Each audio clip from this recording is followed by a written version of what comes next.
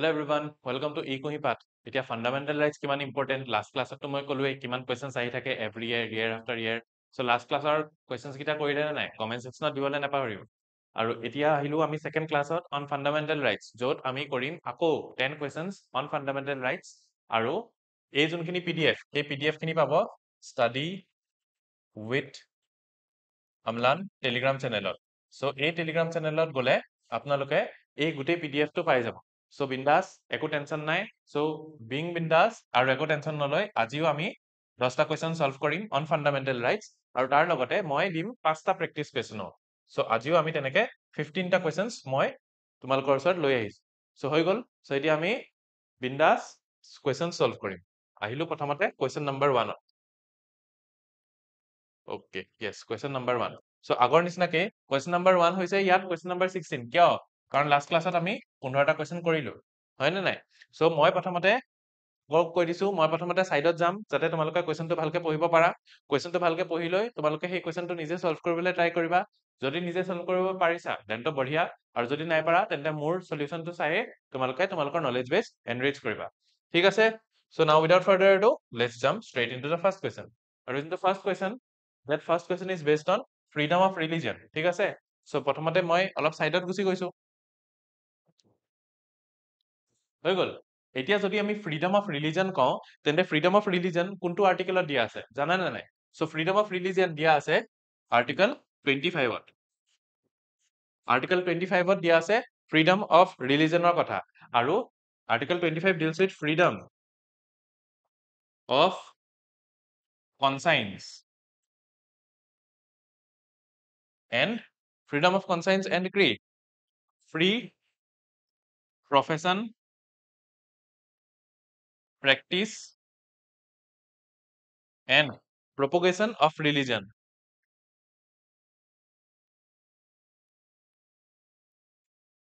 মানে article 25 এ এজন মানুহক কয় যে এজন মানুহৰ ফ্ৰীডম আছে উইথ ৰেসপেক্ট টু কনসাইন্স মানে তেখেতৰ কনসাইন্সে যি ৰিলিজন ফলো কৰিব পাৰে তেখেতে সেই ৰিলিজনে ফলো কৰিব পাৰে সো প্ৰফেশন আৰু তাৰ পিছত আহিছে প্ৰফেশন মানে তেখেতে সেই ৰিলিজনৰ বস্তুবিলাক টিচিংস বিলাক প্ৰফেস কৰিব পাৰে প্ৰেক্টিস কৰিব পাৰে আৰু প্ৰপগেট কৰিব পাৰে মানে স্প্ৰেডো কৰিব পাৰে বাট প্ৰপগেটে এটো নুবুজায় যে আপুনি আহি পেলাই এজন মানুহক ধৰি আনি পেলাই নিজৰ ৰিলিজনত সোমাই ললে সেইটো নুবুজায় আকৌ দেই হেট বুলি নাভাবিব সো সেইটো হৈছে article 25 So Article 25 deals with freedom of conscience and right of free profession, practice and propagation of religion. সেইটো হৈছে Article 25 আৰু Article 25 টো কি হৈছে এটা আমি বুজি গলো কিন্তু এতিয়া Article 25 ত কিছুমান restriction দিয়া আছে কিছুমান কি দিয়া আছে restriction মানে এইবিলাক এৰিয়াত মানে এইবিলাক এনেকা কিছুমান এৰিয়া দিয়া আছে এইবিলাক এৰিয়াত এই ফ্ৰীডমটো কাৰ্টেল হৈ যায় এই ফ্ৰীডমটো নোহোৱা হৈ যায় সো এই ৰেস্ট্ৰিকশন বিলাক কি এই ৰেস্ট্ৰিকশন বিলাক হৈছে morality public order health আৰু other provisions of fundamental rights মই বুজাই দিছো ধুনীয়াকে এতিয়া freedom of religion আজিকালি দিনত religion কিমান important ইন্ডিয়াত হেতুটো সবেই জানে সো এতিয়া আৰ্টিকেল 25 এ এজন মানুহক ৰাইট দিয়ে যে এজন মানুহৰ যি মন যায় সেইটো ৰিলিজনে মানুহজনে ফলো কৰিব পাৰে লগত কেইজন মানুহে আৰু কি কৰিব পাৰে সেইজন মানুহে সেই ৰিলিজনটো ফলোটো কৰিবই লগত সেই ৰিলিজনটো প্ৰেক্টিসও কৰিব পাৰে প্ৰপগেটও কৰিব পাৰে আৰু প্ৰফেসও কৰিব পাৰে হৈ গল এইবিলাকটো ৰাইট টু ৰিলিজিয়াছ ফ্ৰীডম হৈ গল এতিয়া এজন মানুহৰ এই ৰিলিজিয়াছ ফ্ৰীডমৰ ওপৰত আছে কিছুমান ৰেস্ট্ৰিকশন কি ৰেস্ট্ৰিকশন আছে যে যদি সেই মানুহজনৰ যি ৰিলিজিয়াছ প্ৰেক্টিস সেইটোৱে যদি এজন মানুহৰ হেলথ এফেক্ট কৰে তেতিয়া হলে হেতুৰ ওপৰত কিন্তু হেতুৰ ওপৰত কিন্তু কনস্টিটিউশনে ফ্ৰীডম নিদিয়ে এতিয়া কেনেকেনো হেলথ এফেক্ট কৰিব পাৰে এতিয়া ধৰি লওক এটা ৰিলিজনত কোৱা আছে যে আপুনি একো খাব নহব ফৰ 1 মান্থ একো খাবই নহব দিনে ৰাতিয়ে কি কেতিয়াও একো খাবই নহব মানুহজনটো মৰি থাকিব সো এটোৱে হেলথ এফেক্ট কৰিব সো এনেকুৱা যদি প্ৰেক্টিস হয় ৰিলিজনৰ সো তেতিয়া আকৌ কনস্টিটিউশনে এনেকুৱা ৰিলিজনৰ প্ৰেক্টিসটো প্ৰটেক্ট নকৰে ঠিক তেনেদৰে যদি এটা কোনবা এটা ৰিলিজিয়াছ প্ৰেক্টিসে পাব্লিক মৰেলিটিটো হেম্পাৰ কৰে বা পাব্লিক অৰ্ডাৰটো হেম্পাৰ কৰে বা বেলেগ ফান্ডামেন্টাল ৰাইটক যদি হেম্পাৰ কৰে তেতিয়া সেই পাৰ্টিকুলাৰ ৰিলিজিয়াছ প্ৰেক্টিসক বা সেই পাৰ্টিকুলাৰ ৰিলিজনৰ সেই ওয়ে অফ লাইফক প্ৰটেক্ট কৰা নহয় আন্ডাৰ আৰ্টিকেল 25 বুজিছা এতিয়া হৈ গল হেবিলাক কথা এতিয়া ইয়াত কৈছে under the constitution which one of the following is not a specific ground on which the state can place restriction on freedom of religion মানে কোৱা হৈছে যে ফ্ৰীডম অফ ৰিলিজনৰটো ৰেষ্ট্ৰিকশ্যন দিয়া আছে সেই ৰেষ্ট্ৰিকশ্যন এই চাৰিটা আমি জানো সো ইয়াত কোৱা হৈছে যে এই চাৰিটাৰ ভিতৰত কোনটোৰ ওপৰতনো ৰেষ্ট্ৰিকশ্যন দিব নোৱাৰে সেইটোৱে সোধা হৈছে প্ৰথমটো হৈছে পাব্লিক অৰ্ডাৰটোৰ ওপৰত দিয়া হ'ব পাৰে সো এইটো নহয় মৰেলিটিৰ ওপৰতো দিয়া হ'ব পাৰে সোশিয়েল জাস্টিস এতিয়া সোশিয়েল জাস্টিস ইয়াত আছে জানো নাই সো সোশিয়েল জাস্টিস কাৰেক্ট হেল্থৰ ওপৰতো দিব পাৰে so the correct answer is social justice বুজিলা আকৌ এবাৰ কৈ দিছো আৰ্টিকল 25 হৈছে ফ্ৰীডম অফ ৰিলিজন আৰু আৰ্টিকল 25ত কি কোৱা হয় এজন মানুহৰ কনসাইন্সে যি কয় সেইজন মানুহে সেইটো ৰিলিজিয়াছ ফলো কৰাৰ ফ্ৰীডম আছে সেইটো ৰিলিজন প্ৰেক্টিচ কৰাৰ ফ্ৰীডম আছে প্ৰপগেট কৰাৰ ফ্ৰীডম আছে আৰু প্ৰফেছ কৰাৰ ফ্ৰীডম আছে সো সেইবিলাক মানুহৰ ফ্ৰীডম আছে কিন্তু যদি এটা ৰিলিজনৰ এটা পাৰ্টিকুলাৰ প্ৰেক্টিছে যদি এজন মানুহৰ হেল্থ এফেক্ট কৰে বা সোসাইটেল হেল্থ এফেক্ট কৰে পাব্লিক মৰেলিটি এফেক্ট কৰে বা পাব্লিক অৰ্ডাৰ এফেক্ট কৰে বা বেলেগ ফান্ডামেন্টেল ৰাইটক যদি এফেক্ট কৰে তেতিয়া আন্ডাৰ আৰ্টিকল 25 সেই তেনেকুৱা ৰিলিজনৰ সেই পাৰ্টিকুলাৰ প্ৰেক্টিছটো কি কৰা নহয় প্ৰটেক্ট কৰা নহয় সো সেইটো হৈছে এবাউট আৰ্টিকল 25 বুজিলো ভেৰি সিম্পল এতিয়া আমি নেক্সট কোৱেশ্যনত চাও নেক্সট কোৱেশ্যন হৈছে কোৱেশ্যন নম্বৰ 17 আৰু ইয়াত লাইফ এণ্ড পাৰ্সনেল লিবাৰ্টিৰ কথা কোৱা হৈছে মই প্ৰথমতে সাইড গুছি গৈছো যাতে তোমালোকে চাব পাৰা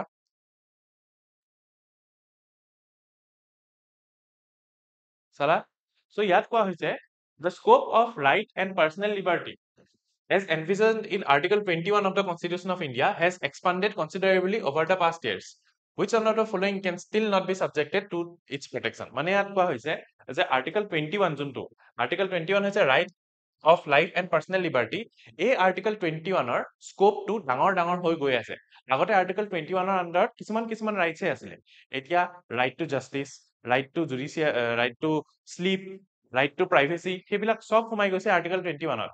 সো ইয়াত কোৱা হৈছে যে আৰ্টিকল 21 ৰ স্কোপ ডাঙৰ হৈ গৈ আছে কিন্তু এই চাৰিটাৰ ভিতৰত এতিয়াও কোনবা এটা এৰিয়া বোলে আৰ্টিকল 21 ত নাই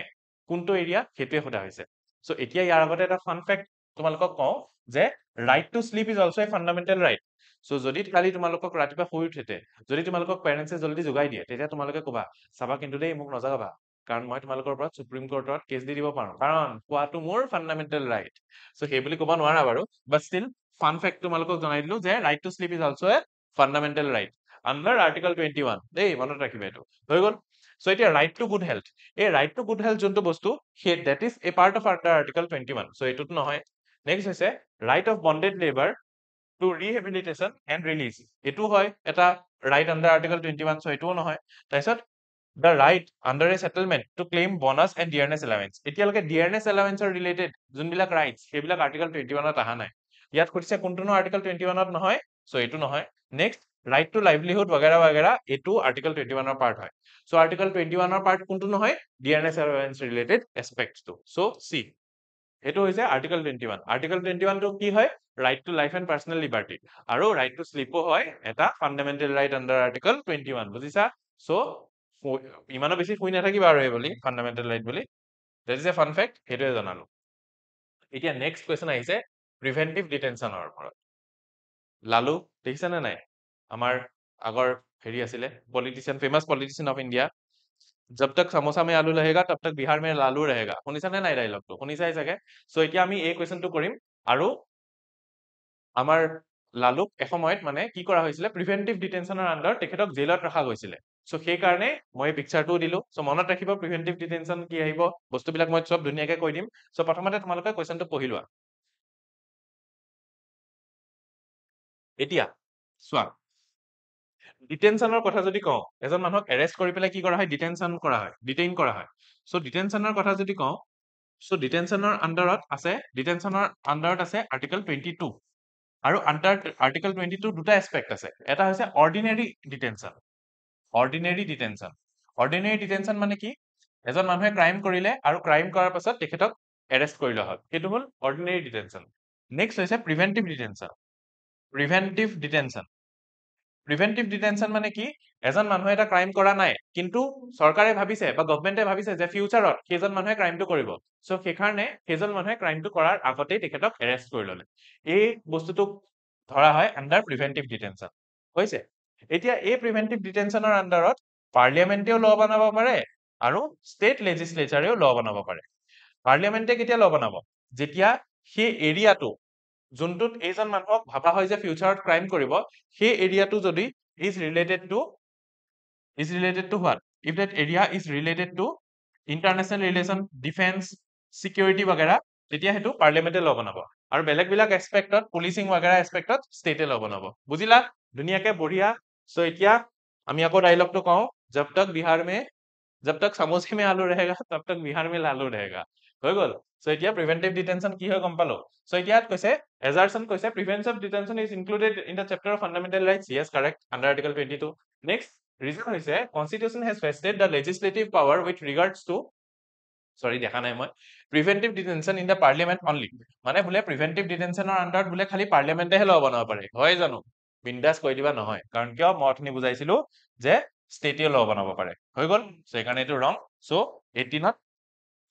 A is true but R is false বিন্দাস সিম্পল হয় না নাই সো এতিয়া প্ৰিভেন্টিভ ডিটেনশনৰটো টেনশনে নাই হৈ গল এতিয়া আমি নেক্সট কোৱেশ্চন চাও নেক্সট কোৱেশ্চন হৈছে আৰ্টিকল 19 ৰ ওপৰত দেই আৰ্টিকল 19 ৰ ওপৰত আৰু আৰ্টিকল 19 স্পিক্স এবাউট ফ্ৰীডম ছটা ফ্ৰীডমৰ কথা কয় আৰ্টিকল 19 এ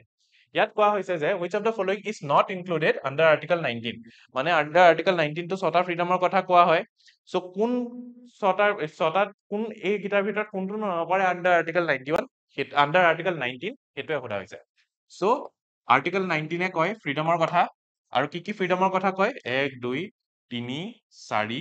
5 6 প্ৰথম ফ্ৰীডমৰ কথা কয় freedom of speech and expression হল নেক্সট কি ফ্ৰীডমৰ কথা কয় নেক্সট ফ্ৰীডমৰ কথা কয় right to form union and association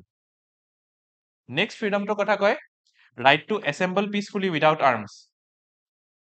next freedom কয় right to move anywhere within the territory of India movement next কয় right to reside anywhere within the territory of India reside আৰু তাৰপিছত কয় ৰাইট টু নেক্সট কয় right to কি বুলি আছিলে right to carry out any business so এই ছটা হৈছে এই ছটা হৈছে freedom under article 19 দেই আকৌ কৈছো 19 ৰ আন্ডাৰত কি freedom আছে এক নম্বৰ freedomটো হৈছে যে freedom of speech and expression মানে যি freedom of speech and expression next হৈছে ইউনিয়ন আৰু এছ'চিয়েশ্যন বনোৱাৰ freedom next হৈছে assembly কৰা freedom কিন্তু without বন্ধুক next হৈছে গোটেই ইণ্ডিয়াত freely move কৰা freedom তাৰপিছত গোটেই ইণ্ডিয়াত ক'বাত ৰিচাইড কৰা freedom আৰু তাৰপিছত বিজনেছ কিবা এটা বিজনেছ কেৰি আউট কৰা freedom এতিয়া ইয়াত কৈছে কোনটোনো ইনক্লুডেড কৰা নহয় আন্ডাৰ আৰ্টিকল 19 এই চাৰিটাৰ ভিতৰত হেতুৱে সোধা হৈছে প্ৰথমটো হৈছে right to reside and settle obviously correct next কৈছে right of minorities to establish and administer educational institution এটো জানো আছে চাৰিটা পাঁচ ছটাৰ ভিতৰত নাই so this is the correct answer কাৰণ ইয়াত which is not included সুধিছে এটো ইনক্লুড কৰা হৈছে আন্ডাৰ আৰ্টিকল 30 দেই আন্ডাৰ আৰ্টিকল 30 হে আছে right of minorities to administer to establish minority educational institution so eto wrong right to form association this way agot right to assemble peacefully eto disu so easy question option B is correct হৈ গল very easy so question 19 হৈ গল very easy আৰু এটা বস্তু মই এইমাত্ৰহে notice কৰিলো question 19 আৰু article 19 দুটা maths মইতো নিজে ম্যাথছ কৰা নাই ৰে নিজে নিজে ম্যাথছ হৈহে গৈছে দেই এটো মই এতিয়া মন কৰিছো so এতিয়া আহিলে question number 20 just এই questionটো কৰাৰ আগতে এটা ফান ফ্যাক্ট এটা কৈ দিও এইমাত্ৰ জাস্ট মই অলপমান পজ লৈছিলো এই ভিডিওটো কাৰণ কল এটা আহিছিলে কাৰণ আজি এই ভিডিওটো যেতিয়া ৰেকৰ্ড কৰি আছিলো সো আজি ইউপিএসসি মেইনছ আছিলে সো মেইনছৰ অপচনেল পেপাৰ আছিলে আজি লাষ্ট ডে আছিলে সো তাতে এগৰাকী ফ্ৰেন্ড এগৰাকী আছে সো তেখেতেও মেইনছ দিছে এবাৰ ইউপিএসসিৰ সো তেখেতে কৈ আছে মানে এই হেতুই খবৰ দিবলৈ কল কৰিছিলে এক্সাম শেষ ফিজিক্সৰ পেপাৰ বোলে বহুত টান আহিছে কিন্তু বাকিবিলাক অপচনেল বোলে ইজি আহিছে যদি কোনবা ইউপিএসসি দি আছে সো তেন্তে চুজ ইয়ৰ অপচনেল ৱাইজলি মই নকওঁ যে ফিজিক্স বেয়া জাস্ট মানে কৈছে আৰু মোৰ ফ্ৰেন্ড গৰাকী যে ফিজিক্স টান আহিছিলে বোলে still now let's get back to our question আৰু question number 20 question number 20 relates to stateৰ question সুধিছে state under article 12 এতিয়া ইয়াত সুধিছে consider the following statement the state under article 12 of the Indian constitution includes মানে article 12 ত stateৰ কথা কোৱা হৈছে আৰু state কাক কাক include কৰিছে হেতুৱে সোধা হৈছে so আমি যদি চাও article 12 deals with state এতিয়া state কলে কি বুঝো state কলে আমি এক নম্বৰ কথা পঢ়িম ইউনিয়ন গভৰ্ণমেন্টৰ কথা নেক্সট চাম ষ্টেট গভৰ্ণমেন্টৰ কথা তাৰপিছত চাম লোকেল গভৰ্ণমেন্টৰ কথা তাৰপিছত চাম আদাৰ অথৰিটিজৰ কথা এতিয়া ইউনিয়ন গভৰ্ণমেন্টত both executive আৰু legislature will fall within the definition of state state governmentor Similarly, executive or legislative both will fall within the definition of state. Local government মানে municipality আৰু panchayats both will fall within the definition of state. আৰু other authorities আহে both statutory bodies and other bodies. হৈ গল? So এইটো হৈছে Article 12. So ইয়াত সোধা হৈছে যে Article 12ত যে state বুলি কোৱা হয় সেইটোৱে কাক কাক include কৰে সেইটোৱে সোধা হৈছে। প্ৰথমত কোৱা হৈছে একদম মুছি লৈছো আগত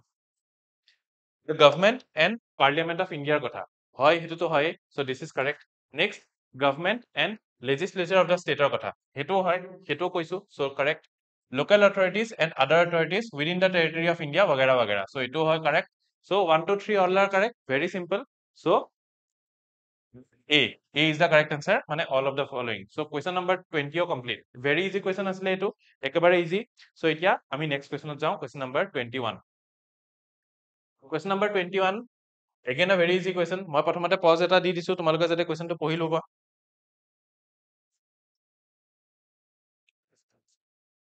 হৈ গল সো এতিয়া আন্ডাৰ আৰ্টিকেল 21 ত খুদিছে যে বি আৰ আম্বেদকাৰে আমাৰ কোনবা এটা আৰ্টিকেলক heart and soul of the Indian constitution বুলি কৈছিলে হেতনো কোনটো আৰ্টিকেল হেতুৱে খুদা হৈছে ইয়াত সো বি আৰ আম্বেদকাৰে যোনটো আমাৰ আৰ্টিকেল 32 সেই আৰ্টিকেল নাম্বাৰ 32 কোৱা হৈছিলে heart and soul of the constitution কিয় হেতু আমি অলপমান ব্যাকগ্ৰাউণ্ডত চাম আৰু আৰ্টিকেল 32 কি হয় right to constitutional remedies right to constitutional remedies হৈছে আৰ্টিকেল 32 আৰু ডক্টৰ বি আৰ আম্বেদকাৰে আৰ্টিকেল 32 কে কি বুলি কৈছিলে heart and soul of the constitution এতিয়া right to constitutional remedies option C so option C correct এতিয়া সোৱা heart and soul তোমালোকে যদি কাবাক ভাল পোৱা কোৱা যে তোমালোকৰ হাৰ্টত আছে হয় না নাই কাৰণ কিয় কাৰণ তোমালোকৰ হাৰ্ট হৈছে বহুত important so heart and soul of the constitution হৈছে কনস্টিটিউশনৰ সবতকৈ ইম্পৰ্টেন্ট পাৰ্ট হয় না নাই সো এতিয়া কনস্টিটিউশনৰ সবতকৈ ইম্পৰ্টেন্ট পাৰ্ট ফান্ডামেন্টাল ৰাইটছৰ কথা যদি কওঁ তেতিয়া কোনটো হ'ব তেতিয়া হ'ব আৰ্টিকেল 32 এতিয়া কিয় কাৰণ সোৱা ফান্ডামেন্টাল ৰাইট এটা আছে তোমাৰ এতিয়া তোমাৰ ফান্ডামেন্টাল ৰাইট এটা আছে তোমাক ধৰিলা পুলিচে এৰেষ্ট কৰিব নোৱাৰে কিন্তু এজন বদমাস পুলিচ আহি পেলাই তোমাক কুবাই পেলাই জেলৰ ভিতৰত ভৰাই দিলে তেতিয়া তোমাৰ ফান্ডামেন্টাল ৰাইট ভায়োলেট হৈ গল সো যদি তোমাৰ ফান্ডামেন্টাল ৰাইট ভায়োলেট হৈ যায় সো তেতিয়াতো তোমাক প্ৰটেক্ট কোনে কৰিব তোমাক এটা বেলেগ এটা ফান্ডামেন্টাল ৰাইটে প্ৰটেক্ট কৰিব লাগিব আৰু সেই যোনটো ফান্ডামেন্টাল ৰাইটে তোমাক প্ৰটেক্ট কৰিব হেতু হৈছে আৰ্টিকেল 32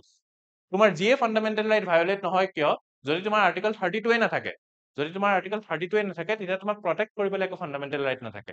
সো যদি তোমাক প্ৰটেক্ট কৰিবলৈ কোনবা এটা ফান্ডামেন্টাল ৰাইট নাথাকে তেতিয়া ফান্ডামেন্টাল ৰাইট কি হৈ যাব ইউজলেস সো সেই কাৰণে যেহেতু আৰ্টিকেল 32 এ সব ফান্ডামেন্টাল ৰাইট প্ৰটেক্ট কৰে সেই কাৰণে ফান্ডামেন্টাল ৰাইট নাম্বাৰ 32 কোৱা হয় heart and soul of the constitution so সবতকৈ ইম্পৰ্টেন্ট কি হয় সবতকৈ ইম্পৰ্টেন্ট হৈছে আৰ্টিকেল 32 সেই কাৰণে বি আৰ আম্বেদকাৰে heart and soul of the constitution বুলি কৈছে মানে হাৰ্টৰ জান মানে সৰি কনস্টিটিউশনৰ জান বোলে আৰ্টিকেল 32 হৈ গল সো এটো ভেরি সিম্পল হয় না নাই সো এটা আমি নেক্সট কোয়েশ্চনত যাও next question question number 22 which of the following freedom is not guaranteed by the constitution of India ইয়াত চাৰিটা ফ্ৰিডমৰ কথা কোৱা হৈছে আৰু কোনটো নো আমাৰ কনস্টিটিউশনত দিয়া নাই হেতুৱে সুধিছে সো প্ৰথমত মই পজ এটা দি লৈছো যাতে তোমালোকে কোয়েশ্চনটো পঢ়ি যাব পাৰা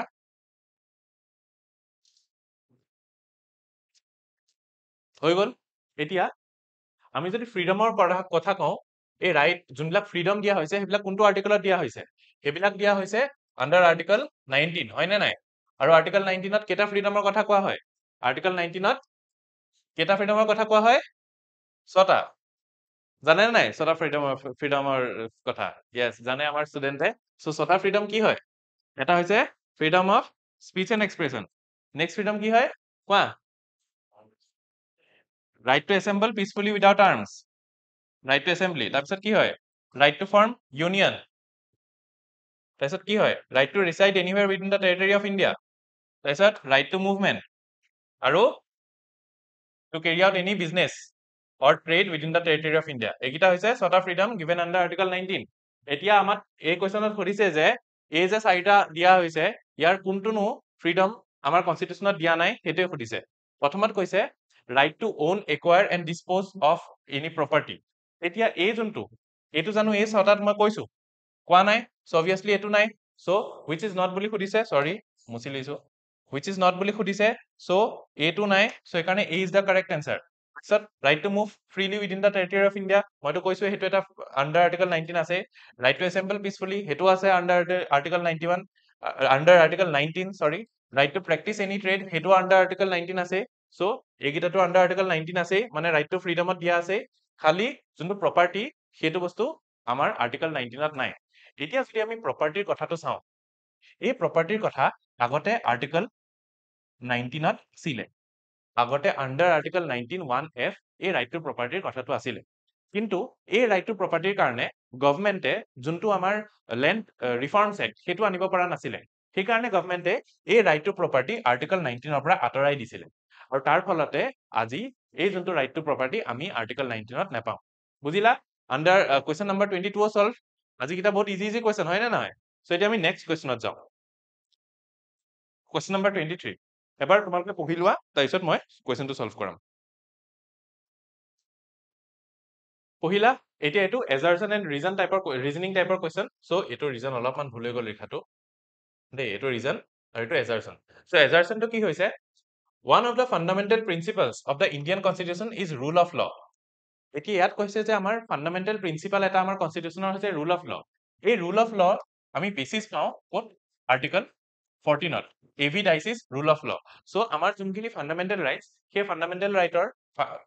যোনটো আমাৰ বেসিস ফান্ডামেন্টাল প্ৰিন্সিপাল তো ৰুল অফ লয়ে হয় আৰু এটা obviously correct so assertion is correct এতিয়া ৰিজনিংত দিছে যে constitution of India has guaranteed every citizen the equality before law and recognize the judiciary as the unfailing guardian of the rights of the people এতিয়া ইয়াত কৈছে যে আমাৰ যোনটো কনস্টিটিউশন অফ ইন্ডিয়া এই কনস্টিটিউশন অফ ইন্ডিয়াই ইকুৱেলিটি বিফোৰ ল ৰাইটটো মানুহক দিছে আৰু জুডিচিয়াৰিক গাৰ্ডিয়ান অফ দ্য কনস্টিটিউশন হিচাপে দিছে সো সেইটোৱে ৰুল অফ লটো সেইটোৱে কথা কয় যে ৰুল অফ লটো আমাৰ ইকুৱেলিটি বিফোৰ লৰ কথা কয় আৰু কয় যে এটা এনেকুৱা গাৰ্ডিয়ান এটা থাকিব যোনে ফান্ডামেন্টাল ৰাইটস প্ৰটেক্ট কৰে সো সেইখিনি কথা obviously the reasoning is also correct of the assertion so এইকাৰণে both A ও কারেক্ট R ও correct and R is the correct reason of A so ইয়াত আমি চালে এইটো লিখিম যে both A and R are individually true and R is the correct explanation of A so option A is correct so এইটো বহুত simple আছিলে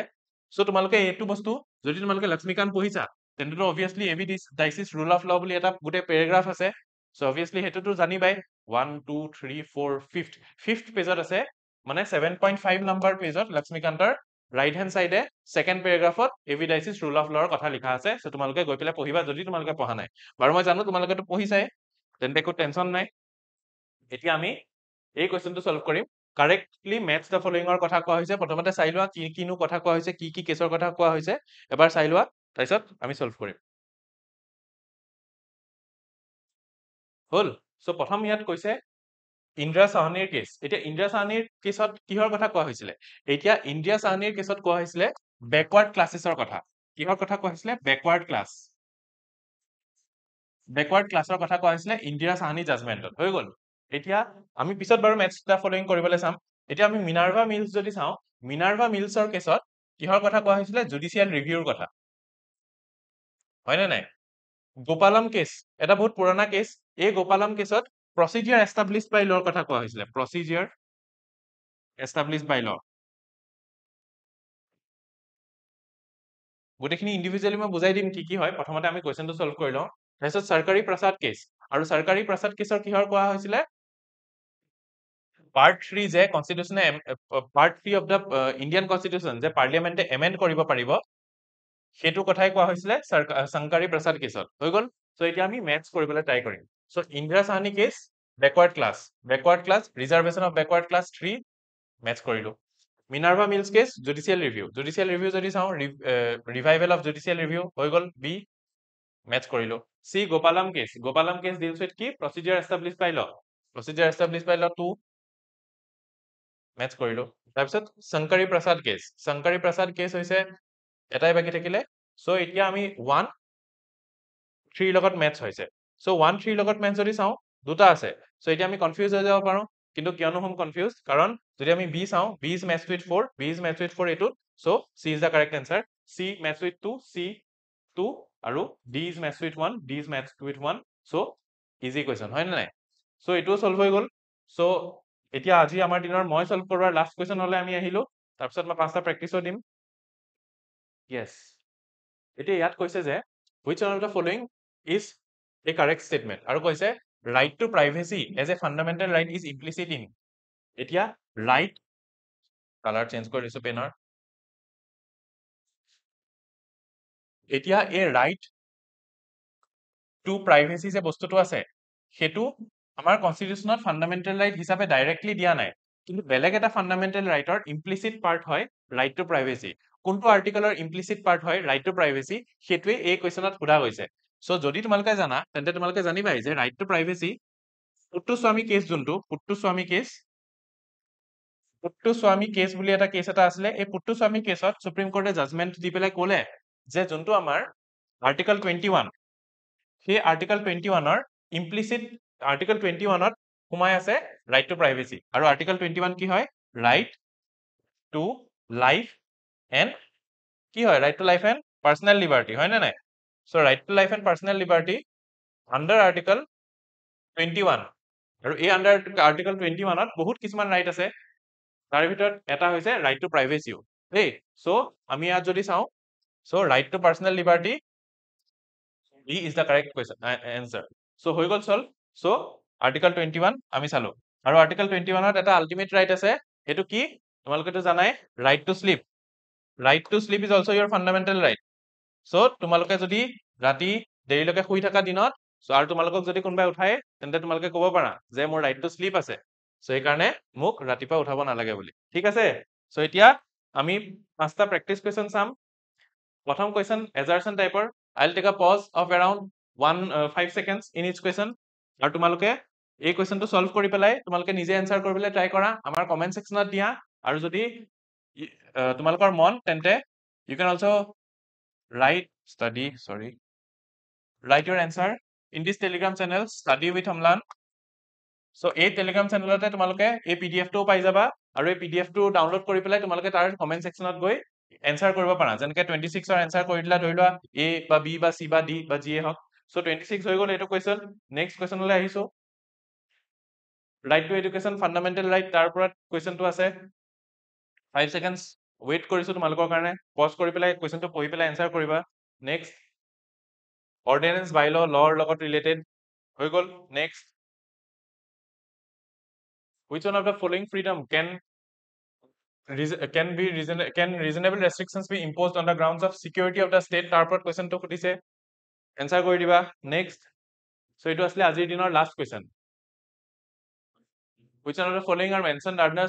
separate articles in part 3 of the constitution of India pertaining to fundamental rights হেতুৱে খুদা হৈছে যোনটো correct হেতু answer কৰিবা আৰু আকৌ কৈছো তোমালোকে ইউটিউবত গৈ ডাইৰেক্ট কমেন্ট কৰিব পাৰা আমি তোমালোকৰ সব কমেন্ট পঢ়ি যাও আৰু আমি তাত এনসাৰ কৰিম তোমালোকৰ শুদ্ধ হৈছে নে নাই নাইবা আমি কি কৰিম তোমালোকে মোৰ টেলিগ্ৰাম চেনেল যোনটো ষ্টাডি উইথ অমলান তাতো গৈ কমেন্ট কৰিব পাৰা সো ইয়া হৈ গল সো এতিয়া মই ক'বলৈ বিচাৰিছো কিছুমান ই কুহি পাঠে ৰান কৰা কিছুমান ইনিচিয়েটিভছৰ বিষয়ে প্ৰথমত হৈছে আমাৰ ইয়াৰ লং টেষ্ট সিৰিজ প্ৰগ্ৰাম যোনটো হৈছে পাৰসুট 365 এটা টেষ্ট সিৰিজটো সবতে লাগে তোমালোকে মেইনছ দিবা বা প্ৰিলিমছ দিবা test series is very important so আমি ই কুহি পাঠত এটা টেষ্ট সিৰিজ প্ৰগ্ৰাম ৰান কৰিছো ওভাৰঅল কষ্ট হৈছে 9999 তোমালোকে প্ৰিলিমছ দিবা বা মেইন সিসেট বা এথিক্স এসএ আসাম স্পেসিফিক গোটেইখিনি টেষ্ট তোমালোকে পাবা এই পাৰসুট 365 কোৰ্সটোৰ আন্ডাৰ গোটেই টেষ্টটো বান্ডল কৰি পেলাই কিনিলে তোমালোকে পাবা এটা ভেৰি লো কষ্ট অফ 9999 কিন্তু যদি তোমালোকৰ মন ইন্ডিভিজুৱেলি সৰু কোৰ্সো কিনিব পাৰা যেনেকৈ 52 MCQ test at 399 CSET test at 1999 so and so on and so forth ঠিক হল সো এতিয়া আৰু এটা ইনিচিয়েটিভৰ কথা কৈছো যে আমাৰ APSC CC 2024 ক্ৰেশ কোৰ্স প্ৰগ্ৰাম এই ক্ৰেশ কোৰ্স প্ৰগ্ৰাম অলৰেডি লঞ্চ হৈছে আগষ্টতে লঞ্চ হল বাট আমি এটা নতুন বেচ ৰান কৰি আছো সো সেই বেচত যদি তোমালোকৰ এডমিশন লবলৈ মন then feel free www.ecoimpath.com join follow কৰি পেলাই তোমালোকে ডাইৰেক্ট গৈ পেলাই এই কোৰ্সৰ ইনফৰমেশন কালেক্ট কৰিব পাৰা আৰু এই কোৰ্সৰ প্ৰথমতে কষ্টটো আমি 9999 ৰাখিছিলো কিন্তু এতিয়া আমি এই কোৰ্সৰ দাম কমাই পেলাই 7999 তে এই কোৰ্স দি আছো সো এভেইল দা বেনিফিট সো ইয়াৰে এটোৱে হৈছে লাষ্ট স্লাইড যদি তোমালোকৰ আমাৰ APSC ফাউন্ডেশন কোৰ্সৰ ইনফৰমেশন লবলৈ মন তেন্তে you can directly scan this যদি তোমালোকৰ ডেইলি ফ্ৰী মক টেষ্টৰ কথা জানিবলৈ মন then you can scan this আৰু যদি আমাৰ ক্ৰেশ কোৰ্সৰ ইনফৰমেশন জানিবলৈ মন then you can scan this আৰু আকৌ এবাৰ কৈ দিছো যে if you want the PDF of the file that I have provided of the questions that I have provided you can download it from study with Amlan টেলিগ্ৰামত গৈ পেলাই study with Amlan search কৰিবা তোমালোকে direct link পাই যাবা এই চেনেলটোৰ ঠিক আছে so that's it from my side bye bye see you after puja bye bye